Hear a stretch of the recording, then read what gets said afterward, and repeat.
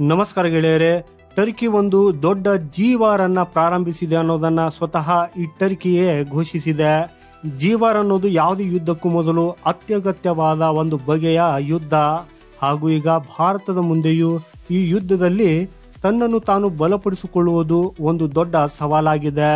ಇದುವರೆಗೆ ನೀವು ಪ್ರಪಂಚದಾದ್ಯಂತದ ಯುದ್ಧಗಳಲ್ಲಿ ದೊಡ್ಡ ಶಸ್ತ್ರಾಸ್ತ್ರಗಳ ಬಳಕೆ, ಬೃಹತ್ ಕ್ಷಿಪಣಿಗಳ ಸಂಗ್ರಹ, ದೊಡ್ಡ ಟ್ಯಾಂಕುಗಳು ಮತ್ತು ಹೆಚ್ಚಿನ ಸಂಖ್ಯೆಯ ಸೈನ್ಯದ ನಿಯೋಜನೆಯನ್ನ ನೋಡಿರಬಹುದು. ಇವುಗಳನ್ನೇ ಯುದ್ಧ ಮತ್ತು ಶಕ್ತಿಯ ಮುಖ್ಯ ಆಧಾರವೆಂದು ಪರಿಗಣಿಸಲಾಗ್ತಾ ಇತ್ತು. ಆದರೆ ಈಗ ನಿಜವಾಗಿ ಪ್ರಾರಂಭವಾಗ್ತಾ ಇರುವ ಜೀವಾರ್ ಈ ಎಲ್ಲ ಯುದ್ಧಗಳಿಗೆ ತಂದೆಯಾಗಲಿದೆ. ಆಕ್ಚುಲಿ ಟರ್ಕಿ ತಾನು ಜೀವಾರ್ ಅಂದ್ರೆ ಗೋಲ್ಡ್ ವಾರ್, ಚಿನ್ನದ ಯುದ್ಧಕ್ಕೆ ಧುಮುಕಿದೆ ಅನ್ನೋದನ್ನ ಹೇಳಿಕೊಂಡಿದೆ. ಟರ್ಕಿಶ್ ಮಾಧ್ಯಮಗಳು ಈ ಗೋಲ್ಡ್ ವಾರ್ ಅನ್ನ ಭವಿಷ್ಯದ ಜೀವಾರ್ ಅಂತ ಹೆಸರಿಸಿವೆ. ಅಮೆರಿಕದ ನೀತಿಗಳು ಆತಂಕವನ್ನು ಹೆಚ್ಚಿಸಿರುವುದರಿಂದ ಯಾವುದೇ ಕರೆನ್ಸಿಗಳನ್ನ ಈಗ ನಂಬುವುದಕ್ಕೆ ಸಾಧ್ಯವಿಲ್ಲ ಅನ್ನೋದನ್ನ ಈ ಟರ್ಕಿ ಹೇಳಿಕೊಂಡಿದೆ. ಯಾಕಂದ್ರೆ ಡಾಲರ್ ಕೂಡ ಈಗ ದುರ್ಬಲಗೊಳ್ತಾ ಇದೆ. ಆದ್ದರಿಂದ ಯಾವುದೇ ಅನಿಶ್ಚಿತ ಪರಿಸ್ಥಿತಿ ಅಥವಾ ಅಪಾಯವನ್ನ ತಪ್ಪಿಸಲು ಟರ್ಕಿ ಕೂಡ ಅಮೆರಿಕ ಮತ್ತು ಬ್ರಿಟನ್ ಅಂತ ದೇಶಗಳಲ್ಲಿ ಸಂಗ್ರಹಿಸಿರುವ ತನ್ನ ಚಿನ್ನವನ್ನು ಹಿಂಪಡೆಯುವಲ್ಲಿ ಮುಂಚೂಣಿಯಲ್ಲಿದೆ. ಕಳೆದ ದಿನಗಳಲ್ಲಿ ಜರ್ಮನಿ ಕೂಡ ಅಮೆರಿಕದಲ್ಲಿ ಇಟ್ಟಿರುವ ತನ್ನ ಚಿನ್ನದ ಭಂಡಾರವನ್ನ ಹಿಂಪಡೆಯುವುದಾಗಿ ಘೋಷಿಸಿತು.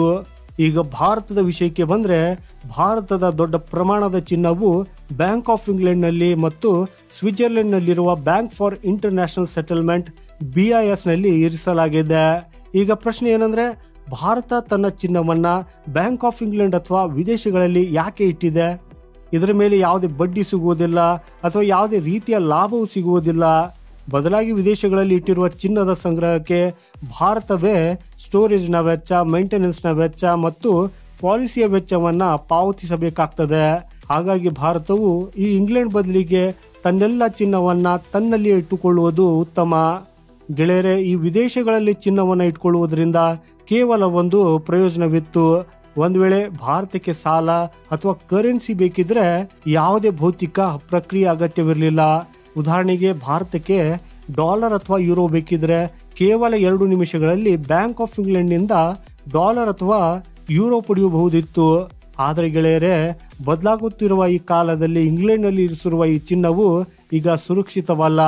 ಯಾಕಂದ್ರೆ ಒಂದು ವೇಳೆ ರಷ್ಯಾ ಮತ್ತು ನ್ಯಾಟೋ ನಡುವೆ ಯುದ್ಧ ನಡೆದರೆ ರಷ್ಯಾದ ಮೊದಲ ದಾಳಿ ಬ್ಯಾಂಕ್ ಆಫ್ ಇಂಗ್ಲೆಂಡ್ನ ಚಿನ್ನದ ಸಂಗ್ರಹದ ಮೇಲೆಯೇ ಆಗ್ತದೆ. ಇದರ ಜೊತೆಗೆ ಈಗ ಯುರೋಪಿಯನ್ ದೇಶಗಳಿಗೂ ಅಮೆರಿಕ ಅಥವಾ ಇಂಗ್ಲೆಂಡ್ ನಲ್ಲಿ ಇಟ್ಟಿರುವ ಚಿನ್ನದ ಮೇಲೆ ವಿಶ್ವಾಸವಿಲ್ಲ.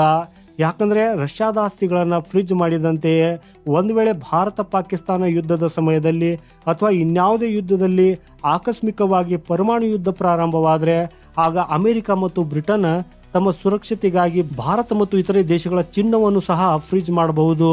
ಅಂದ್ರೆ ಪರಮಾಣು ಯುದ್ಧದ ಅಪಾಯದ ನಡುವೆ ಇಡೀ ಜಗತ್ತಿನಲ್ಲಿ ನಂಬಿಕೆಯ ಕೊರತೆ ಹೆಚ್ಚಾಗಿದೆ. ಆದ್ದರಿಂದ ಟರ್ಕಿ ಆಗಿರ್ಲಿ, ಜರ್ಮನಿ ಆಗಿರ್ಲಿ ಅಥವಾ ಭಾರತವೇ ಆಗಿರ್ಲಿ, ಪ್ರತಿಯೊಬ್ಬರು ಅಮೆರಿಕ, ಇಂಗ್ಲೆಂಡ್ ಅಥವಾ ಇನ್ಯಾವುದೇ ದೇಶದಲ್ಲಿ ಇಟ್ಟಿರುವ ತಮ್ಮ ಚಿನ್ನದ ನಿಧಿಯನ್ನ ಈಗ ವೇಗವಾಗಿ ಹಿಂಪಡೆಯುತ್ತಿದ್ದಾರೆ. ಹಾಗೂ ಈ ಟರ್ಕಿ ಇದನ್ನ ಮಾಡುವಲ್ಲಿ ಸದ್ಯಕ್ಕೆ ಮುಂಚೂಣಿಯಲ್ಲಿದೆ ಅಂತ ಹೇಳಲಾಗ್ತಾ ಇದೆ. ಈ ಟರ್ಕಿಯ ಬಳಿ ನೈಸರ್ಗಿಕ ಸಂಪನ್ಮೂಲಗಳಿಲ್ಲದ ಕಾರಣ ಈಗ ಟರ್ಕಿ ಕೂಡ ಚಿನ್ನದ ಸಂಗ್ರಹವನ್ನು ಹೆಚ್ಚಿಸುವ ಸ್ಪರ್ಧೆಗೆ ಸೇರಿಕೊಂಡಿದೆ.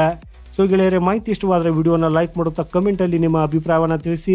ಸಿಗೋಣ ಮುಂದಿನ ಮತ್ತೊಂದು ಅಪ್ಡೇಟ್ ಒಂದಿಗೆ. ವಂದೇ ಮಾತರಂ. ಭಾರತ್ ಮಾತಾ ಕಿ ಜೈ.